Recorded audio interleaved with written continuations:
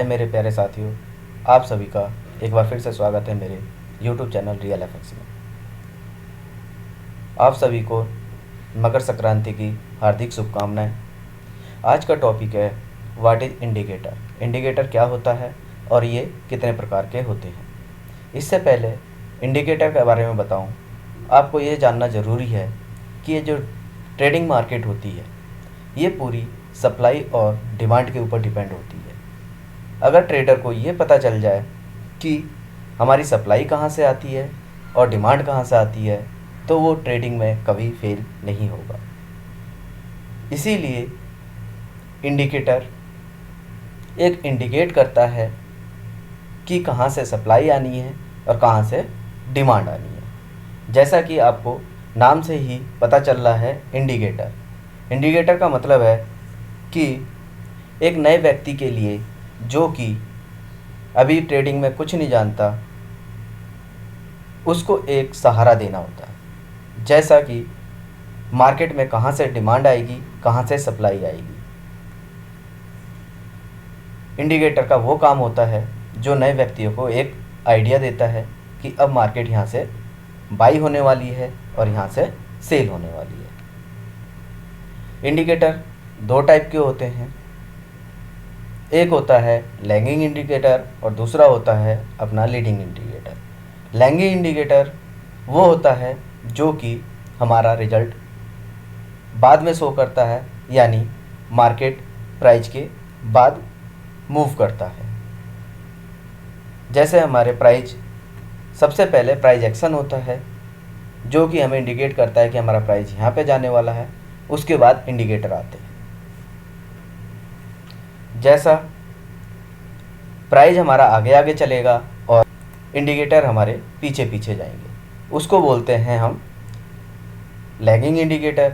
Lagging indicator बहुत type के होते हैं, जैसे मोस्टली इम्पोर्टेंट हो गया आपका आरएसआई और मूविंग एवरेज। इंडिकेटर के टाइप्स बोलें तो बहुत सारे टाइप के होते हैं, जैसा कि आपको मैं शो करता हूँ। इंसर्ट में जाते हैं, इंडिकेटर्स टाइप को मैं शो कर, जैसे कि एक्सीलेशन ऑक्सीलेटर हो गया, एक्यूमुलेशन डिस्ट्रीब्यूशन हो गया, एजिटेटर हो गया, एवरेज हो गया, एवरेज टू रेंज हो गया, स्वयं ऑक्सीलेटर हो गया, ट्रेंड हो गया, ऑक्सीलेटर वॉल्यूम हो गया, विलियम्स थ्योरी हो गई।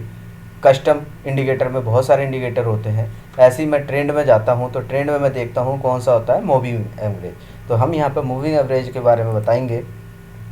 जैसा कि यहाँ पे टाइम पीरियड लिखा हुआ है, हम यहाँ टाइम पीरियड, आपको जितने पीरियड का टाइम पीरियड का मूविंग एवरेज लेना है वो हम यहाँ पे डालते हैं। जैसा कि आपने देखा कि आपको यहाँ पे 20 टाइम पीरियड का मूवी चाहिए, यानी 20 डे के कैंडलों का एवरेज चाहिए, वो हम यहाँ पे डालते हैं और यहाँ पे सेलेक्ट करके हम ओके करते हैं। यहाँ पे जो हमें कलर चाहिए वो हमें कलर चूज़ कर लेंगे आप अपनी इच्छा अनुसार।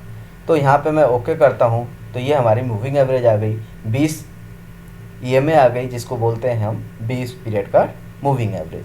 जो कि आप देख रहे होंगे कि मार्केट अगर इसके ऊपर जा रही है तो फिर से ये नीचे आई और इसके ऊपर जा रही है। इससे हम आइडिया लगा सकते हैं कि मार्केट बार बार इसको टकरा रही है और यहाँ से डिमांड उठ रही है। तो ये हमारी यहाँ से डिमांड आई और यहाँ से मार्केट ऊपर को अप जाएगी।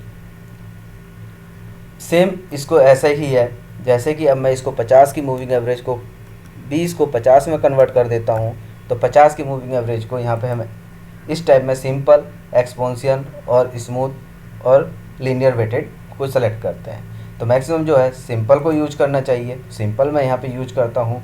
और यहाँ पे apply to open close high, तो हमें कैंडल के क्लोज पे इसका रिजल्ट मिलता है, इसलिए मैं इसको क्लोज को क्लिक करता हूँ और फिर यहाँ पे इसके थिकनेस को बढ़ा दिया जाता है, बढ़ा देता हूँ और ओके करता हूँ। तो ये मेरी अब आ गई 50 की में।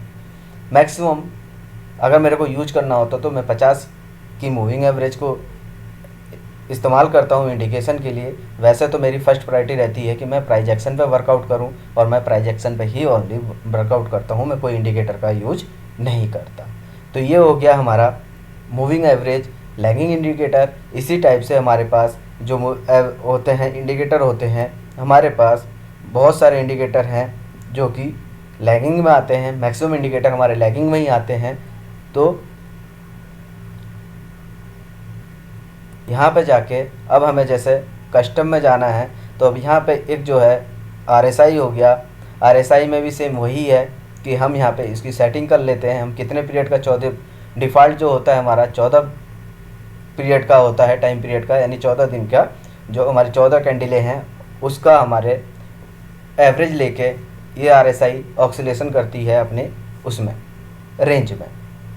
यहाँ पे हम लेवल डाल देते हैं जो कि 70 का लेवल होता है और 30 का लेवल होता है। 70 का लेवल हमारा ओवरवॉट का होता है और 30 का लेवल हमारा ओवरसोल्ड का होता है।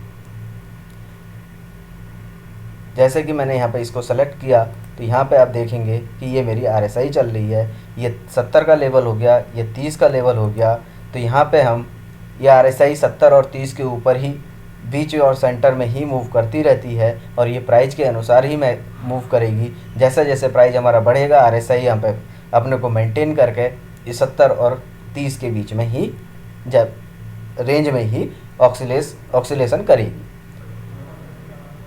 इस तरह से ये एक लैगिंग इंडिकेटर का रहता है जो कि प्राइस के पीछे पीछे चलते हैं। जो इंडिकेटर आपके प्राइस के पीछे पीछे चलते हैं वो सारे इंडिकेटर आपके लैगिंग इंडिकेटर कहलाते हैं। इसमें RSI को हम कंटिन्यूएशन के लिए भी यूज करते हैं और डाइवर्जन के लिए भी यूज करते हैं। मूविंग एवरेज को ओनली हम डायरेक्शन के लिए यूज करते हैं, जैसे कि आपका नाम से ही जाहिर हो रहा होगा मूविंग एवरेज, मूविंग जो उसको प्राइस के मूव को एवरेज करके आगे बढ़ती। इसी प्रकार से हमारा दूसरे टाइप का इंडिकेटर होता है लीडिंग इंडिकेटर। लीडिंग इंडिकेटर आपके वो होते हैं जो प्राइस से पहले ही आपको इंडिकेट कर देते हैं कि ये हमारा प्राइस कहाँ को जाएगा, यानी कहाँ पे हमारी डिमांड आने वाली है और कहाँ पे हमारी सप्लाई आने वाली है। इसमें जो है सबसे मोस्ट इम्पोर्टेंट है हमारा फिबोनाची रिट्रेसमेंट, जो कि हमें यहाँ पे आपको मिलेगा। एग्जाम्पल के तौर पर जैसे कि हमने यहाँ पे करा, मैंने यहाँ से फिबोनाची को ड्रैग एंड ड्रॉप किया और यहाँ पे आपको देख गया कि ये लेवल है, तो लेवल के हिसाब से मैंने यहाँ पे इसको ड्रॉप किया। इसको आप इंडिकेटर भी बोल सकते हो और टूल भी बोल सकते हो, जिसको हम अपने ट्रेडिंग के लिए यूज करते हैं। मैं mostly Fibonacci retracement, Fibonacci exponential और वॉल्यूम का यूज करता हूँ आगे के प्राइस को लीड करने के लिए। जैसा कि आगे इसके टॉपिक में फिबोनाची के बारे में डिटेल में बताऊँगा कि क्या चीज़ होता है। इंडिकेटर में जब आएंगे तो इसमें ट्रेड कैसे करते हैं। अभी सिर्फ ओनली इसके टाइप्स ऑफ इंडिकेटर के बारे में बात करूं तो लीडिंग इंडिकेटर में आपके पास फिबोनाची आता है, रिट्रेसमेंट आता है, जिससे कि हम यहां से सेट करते हैं। जैसे कि आप अभी ये मार्केट हमारी बाई में जा रही है, तो बाई में जाने के लिए जैसे ही मैं यहाँ पे इसको लगाऊंगा अप से डाउन में, तो मुझे मालूम है कि अगर ये रिट्रेसमेंट करके प्राइस हमारा यहाँ से यहाँ तक जाता है, जिस तरह से ये प्राइस गया और फिर ये प्राइस मेरे को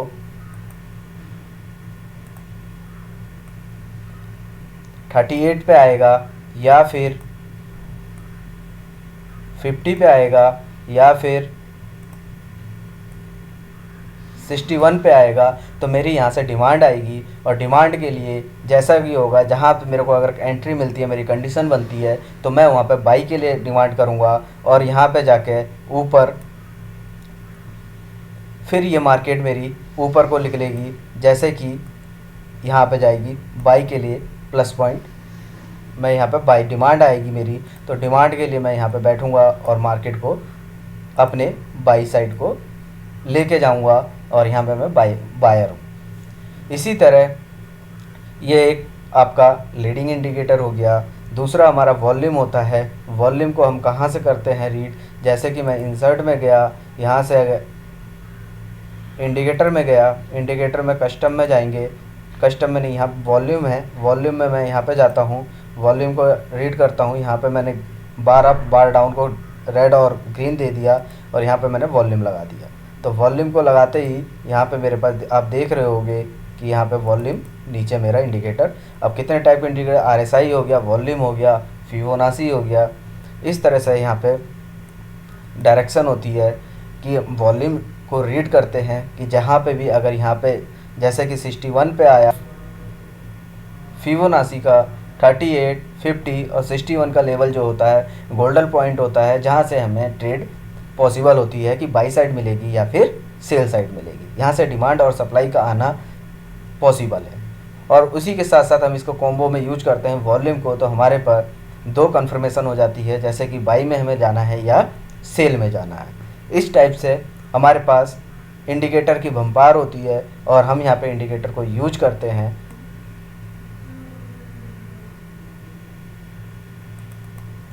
जैसे ये गोल्ड है, गोल्ड का पेयर है, गोल्ड को मैंने यहाँ पे एनालाइज करना है, तो फिबोनाची एक्सपोनेंशियल में कैसे मेरे को आगे का आइडिया लगेगा, ऐसे ही मैं यहाँ पे फिबोनाची एक्सपोनेंशियल लेता हूँ। जैसे फिबोनाची मैंने एक्सपोनेंशियल लिया, तो ऐसे ही यहाँ पे ये मैंने यहाँ से इस टूल को यहाँ से ये लगाया और यहाँ से ये लगाया।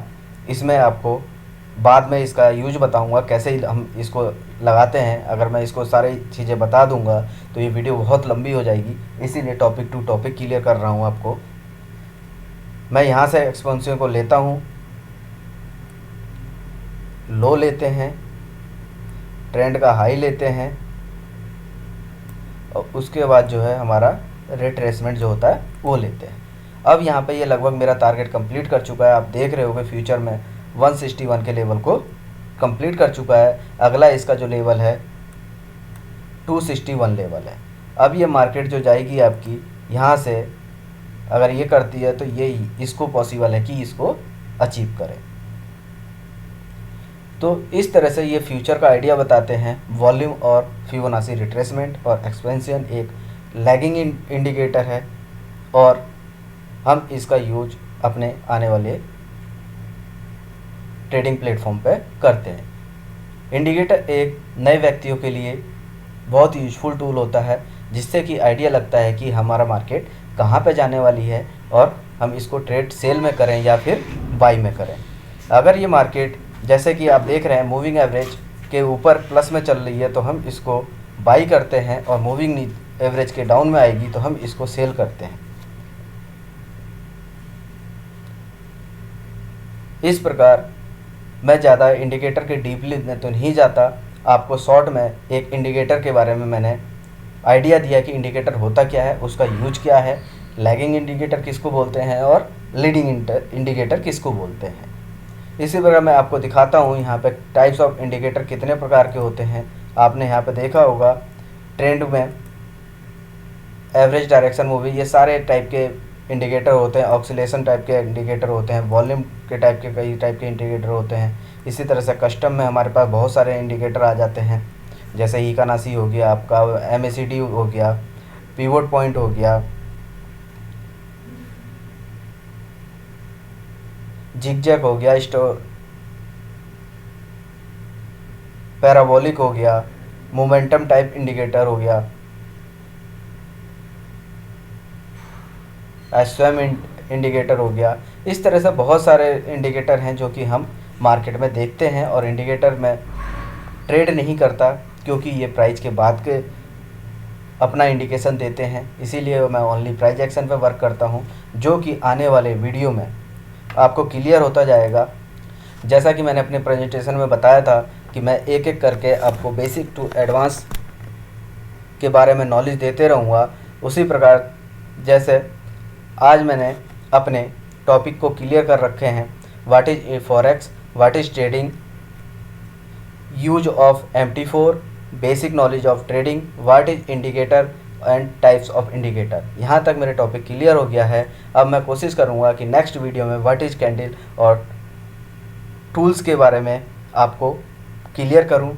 ये दो टॉपिक को मैं ग्रैब करने की कोशिश करूँगा कि ये दोनों टॉपिक हमारे क्लियर हो जाएं। इसके बाद हम advance knowledge of technical analysis में जाएंगे और इस टेक्निकल एनालिसिस में आपको काफ़ी मज़ा आने वाला है और काफ़ी अच्छी नॉलेज मिलने वाली है। इसीलिए आप अपने प्यार को बनाए रखें और मेरे YouTube चैनल रियल एफएक्स का साथ दें, अपना प्यार दें, तो जितनी जल्दी हो सकेगा मैं ये सारे टॉपिक क्लियर कर पाऊँगा। अगर वीडियो आपको ये अच्छी लगी हो तो प्लीज़ चैनल को लाइक करें, सब्सक्राइब करें और बेल आइकन को हिट करें, जिससे कि आने वाली नई वीडियो की नोटिफिकेशन आपके पास जल्द से जल्द पहुंच सके। Thank you, real FX. धन्यवाद।